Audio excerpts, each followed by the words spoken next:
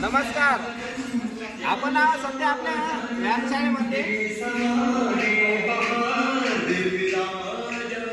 आपण बघू शकता की आपण सुरुवातीला व्यायामशाळेचे पूर्ण खराब झालेली जी व्यायामशाळा होती यामध्ये पूर्ण गड्डे पडले होते आणि पूर्ण हे खराब झाली होती बिल्डिंग. याच्यामध्ये आपण पूर्ण याचं फ्लोरिंगचं काम करून घेतलं. फ्लोरिंगचं काम केल्यानंतर याच्यामध्ये पूर्ण नेट टाकून दिली, चटई टाकून घेतली याच्यामध्ये.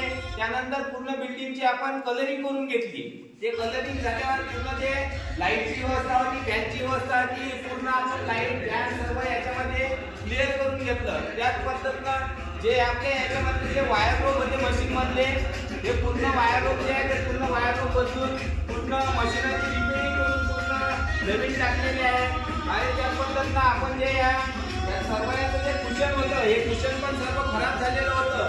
तर पूर्ण मशीनांचं कुशन पण आपण सर्व टाकून घेतलं. म्हणजे आपल्या इथे जे या व्यायामशाळेचे जे सर्व जे कामं होते हे सर्व पूर्ण कामं आपण आता इथं क्लिअर करून घेतलेली आहेत. म्हणजे आपल्या इथं आता कोणती व्यवस्था कमी नाही. याच्यामध्ये आपण मुलांसाठी नवीन होम थिएटर सुद्धा घेतलेलं आहे.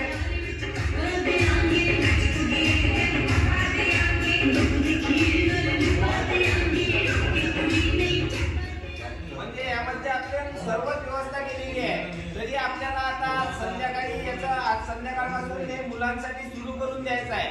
तरी आपण संध्याकाळी 5 वाजता यासाठीच आपलं एक बैठकपर कार्यक्रम सुद्धा आणि वाचनालयाचं उद्घाटन सुद्धा आपल्याला 5 वाजता ठीक करायचं आहे. त्यामध्ये आपण आपल्या गावातील माजी मिलिटरीमन जे आहेत बंडू काका मारोडे आहेत, मनुभाऊ दोरकर आहेत, रामभाऊ यनकर आहेत, गजानन काका वाघ आहेत. तरी हे 40 जण संध्याकाळी आज आपल्या व्यायामशाळेमध्ये उपस्थित राहणार आहेत. तरी मी सर्व गावातील जे आपले ग्रामपंचायत सदस्य असतील, ग्रामपंचायत कर्मचारी असतील आणि गावकरी मंडळी असतील आणि व्यायाम करणारे सर्व मुलं असतील या सर्वांना मी आवाहन करतो की आपण ठीक 5 वाजता आपल्या या व्यायामशाळेमध्ये उपस्थित राहून आपल्या कार्यक्रमाची शोभा वाढवावी आणि आपला संध्याकाळपासून हा आपला जी व्यायामशाळा आहे सर्व गावकऱ्यांसाठी व्यवस्थित सुरू होऊन जाईल. धन्यवाद.